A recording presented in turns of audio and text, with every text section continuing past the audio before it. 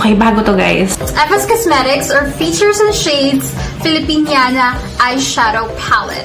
So, ang ganda din guys ng packaging. Yun, yung parang maganda siyang pang-promote kasi unang-una ang ganda ng packaging. Parang ito yung magsasabi na ibang level na yung mga local cosmetics natin.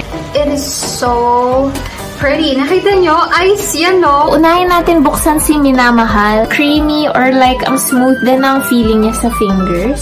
Iniibig.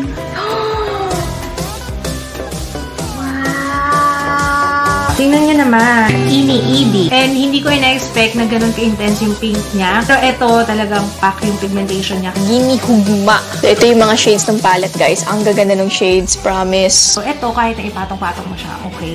Wala akong naging problema. Maganda yung kinalabasan. I loved it. It's very, very pigmented. Nakakatuwa lang kasi na talagang pinupush nila yung Filipiniana collection. Filipiniana.